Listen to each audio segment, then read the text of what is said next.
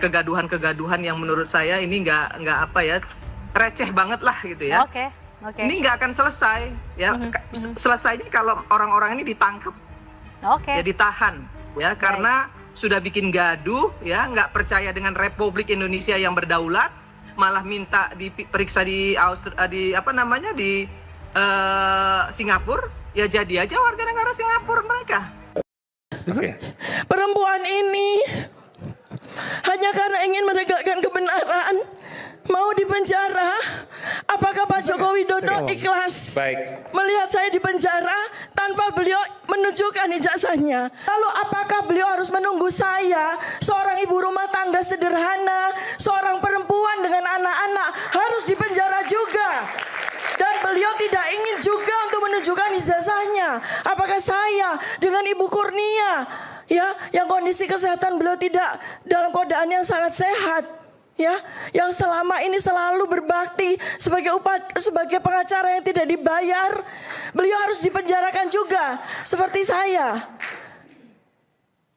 Rakyat Indonesia supaya tahu, Dokter Tifa, Ibu Kurnia tidak takut dipenjara.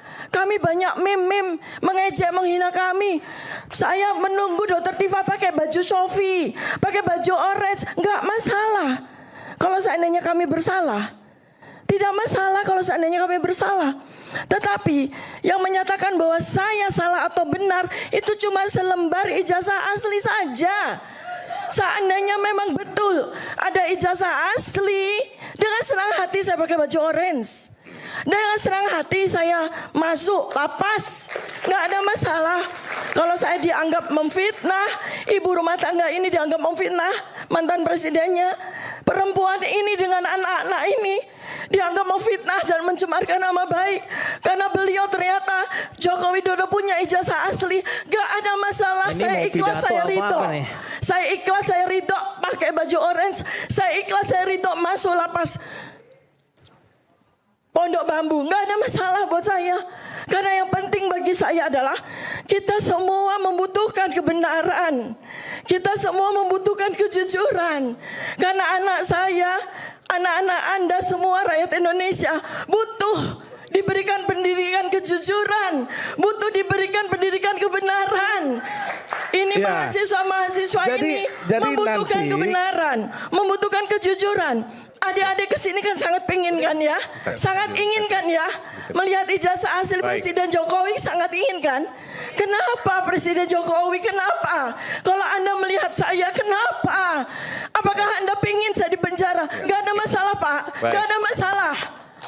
Seandainya memang Anda punya ijazah asli, dan karena itu saya mesti dihukum, gak ada masalah. Tetapi tolong Pak Jokowi, tunjukkan ijazah asli Anda. Tunjukkan, demi Allah, tunjukkan Pak. Oh ya.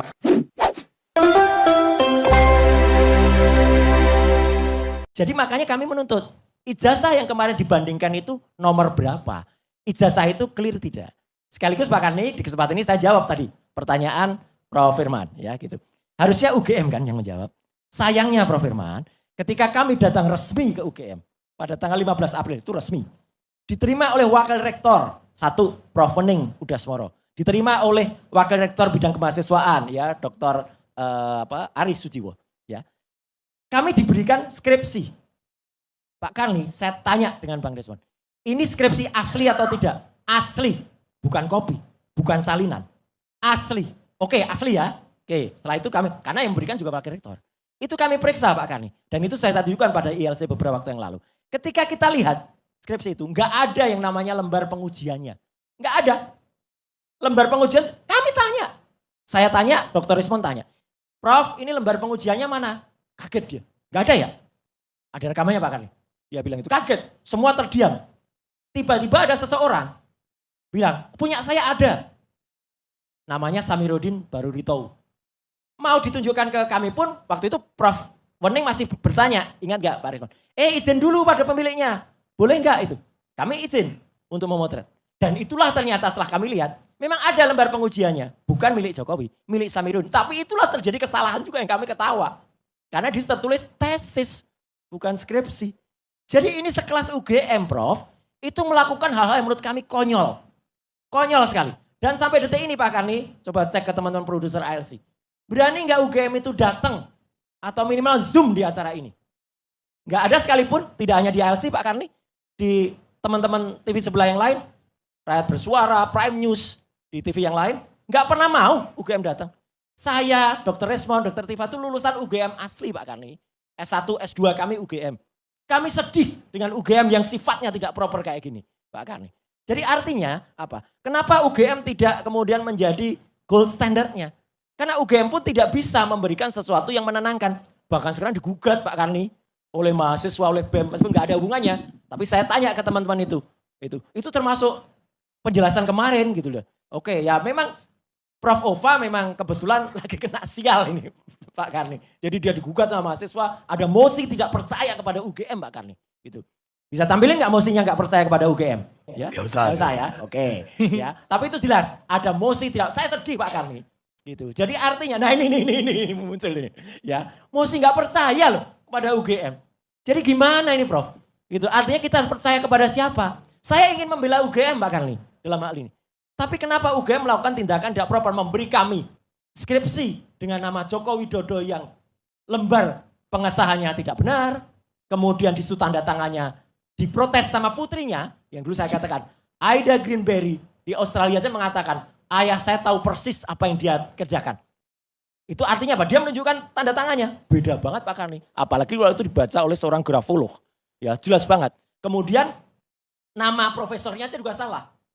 Karena Profesor Ahmad Sumitro, dia mengatakan, tanggal segitu ayahku belum profesor. 15 November ketika Jokowi di skripsinya itu menuliskan Profesor Ahmad Soemitro, namanya aja salah Pak Karni, bukan Sumitro. Beliau belum profesor. Karena ayah dari Aida Greenberry baru profesor pada bulan Maret 86. Jadi 4 bulan sesudahnya baru profesor. Kok bisa? Kalau itu ditulis oleh Joko Widodo, dia menulis Profesor Dr. Ahmad Soemitro. Lagi-lagi yang menarik Pak Karni, ini yang sudah saya katakan juga. Kenapa di belakangnya tidak ada nama Pak Kasmujo? Baru diakui kan akhirnya bahwa Pak Kasmujo adalah bukan dosen pembimbing skripsi. Padahal dulu 2017 seolah-olah itu sebagai dosen pembimbing skripsi. Gitu loh. Enggak pernah, sorry. Pak Jokowi enggak pernah mengatakan Pak Kasmujo dosen pembimbing. Dia mengatakan itu. Belum pernah, Mas. Dia mengatakan. Hati-hati. Anda bisa baca kalimat enggak? Enggak ada. Jadi Pak Jokowi mengatakan berkat Pak Kasmujo saya bisa menyelesaikan skripsi saya. Iya, jadi gini loh. Bolak-balik. Mas pernah skripsi gak sih? Ya pernah lah. Anda jangan ngomong sembarang, ini orang manusia nih. Jadi gini ya. Makanya sekarang kita ngomong dulu ya kan.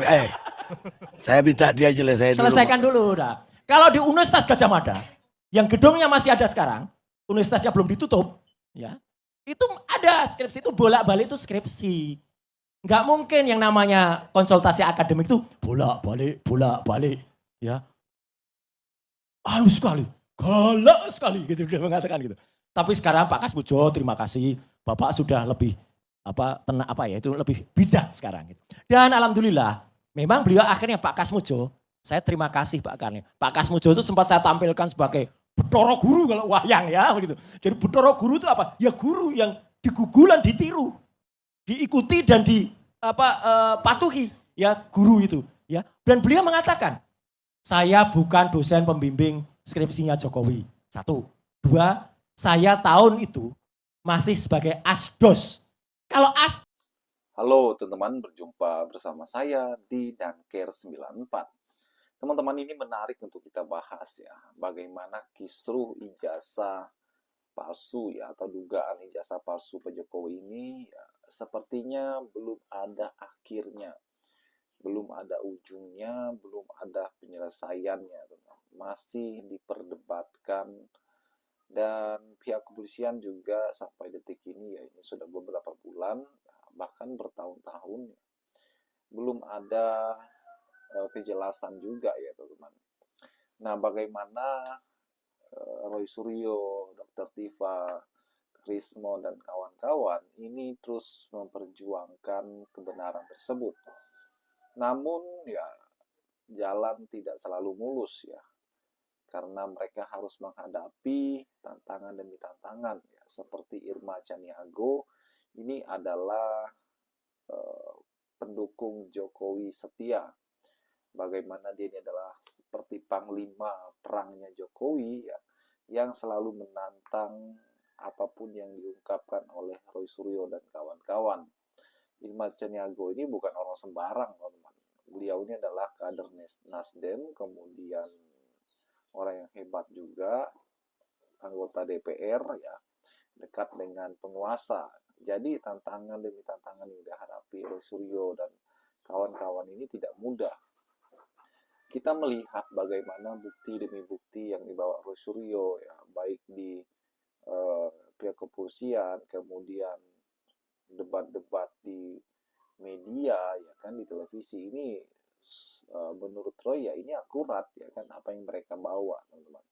Dan inilah publik menilai bahwa sebenarnya semakin cepat semakin bagus ya, biar publik tahu yang mana yang benar, teman-teman. Makanya harusnya masuk ke meja hijau. Bagaimana menurut kalian?